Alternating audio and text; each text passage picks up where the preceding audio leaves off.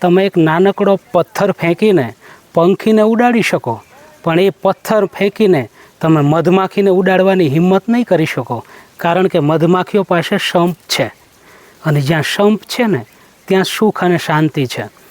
ગોળનું આખું ગોડાઉન ભરેલું એક શેઠિયો રાત્રે તાળું મારવું ભૂલી ગયો, અને એ ગોળના ગોડાઉનમાં રાત્રે એક કૂતરાએ પ્રવેશ કર્યો. એ કૂતરાએ પ્રવેશ કર્યો ને સાથે બીજા કૂતરાએ પ્રવેશ કર્યો, અને બંને કૂતરાઓ ગોળ ખાવાના બદલે ઝઘડે ચીડા, અને જોતામાં 2માંથી 4, 4માંથી 8, 8માંથી 16 કૂતરાઓ ભેગા થઈ ગયા, અને ગોળનું ગોડાઉન સમરાંગણમાં ફેરવાઈ ગયું. અને એ અવાજમાં પેલો માલિક છે એ જાગી જાય છે, અને ઘરેથી આવીને કૂતરાને કાઢીને ગોળના ગોડાઉનને લોક મારી દે છે.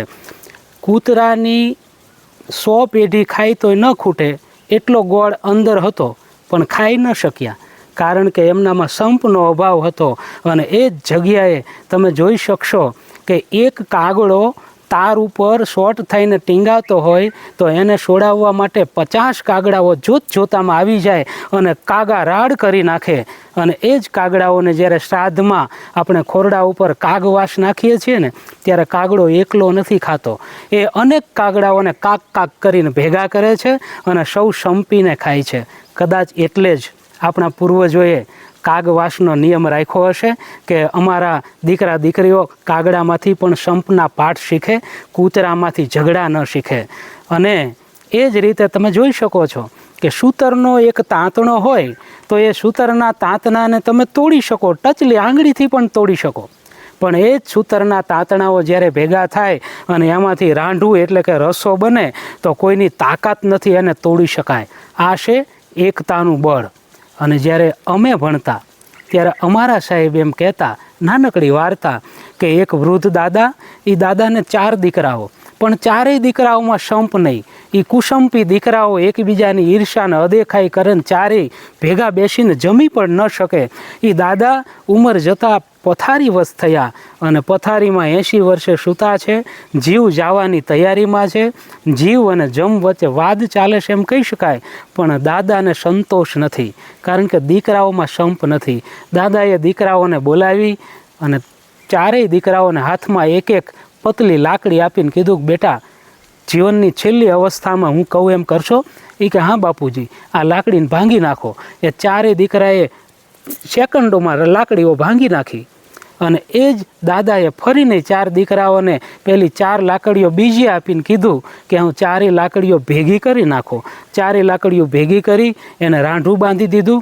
પછી નાના દીકરાને કે બેટા ભાંગી નાખ. દીકરાથી 4 લાકડીઓ ન ભંગાણી. બીજાએ, ત્રીજાએ, ચોથાએ પ્રયત્ન કર્યો, પણ કોઈથી લાકડી ભંગાતી નથી. ત્યારે દાદાએ કીધું બેટા, એક એક લાકડીને સૌ ભાંગી શકે, પણ બધી લાકડીઓ ભેગી હોય તો કોઈની તાકાત નહીં ભાંગી શકે, માટે સંપીને રહો, એ જ મારી છેલ્લી ઈચ્છા છે. એક હળવાશભરી વાત છે. હાસ્ય કલાકારો ઘણીવાર કહેતા હોય છે કે એક કૂતરું જાત્રા કરવા ગયું. એ કૂતરું જાત્રાએથી આવ્યું એટલે ગામમાં પછી એનું સન્માન સ્વાગત થયું, અને કૂતરાને બીજા કૂતરાઓએ પૂછ્યું કે જ્યાં અહીંયા મજા આવી ને, કેવીક જાત્રા રહી?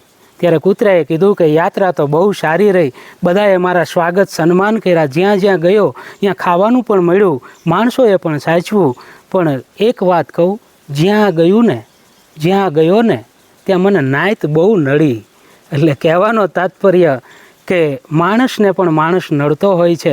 કદીક ચંદ્ર પર ચડે છે, આ માનવ છે, પછી દડુક દઈને દડે છે, આ માનવ છે, પછી શાનો માનો રડે છે, આ માનવ છે, અને પોતે જ પોતાનાને નડે છે, આ માનવ છે. સાહેબ, નડવાના બદલે ઉપયોગી થઈએ ને, કોઈ આગળ વધતો હોય ને એનો પગ ખેંચવાના બદલે હાથથી ટેકો કરીને ઉપર લઈ જઈએ ને, એમાં જ આ માનવ જીવનની સાર્થકતા રહેલી છે. પરિવાર હોય, ઘર હોય, કુટુંબ હોય કે રાષ્ટ્ર હોય, એકતા અને નેકતા ખૂબ જરૂરી છે. જ્યાં એકતા છે, જ્યાં નેકતા છે, ત્યાં જ સુખ છે, સત્ય છે, ત્યાં સાચી શાંતિ છે.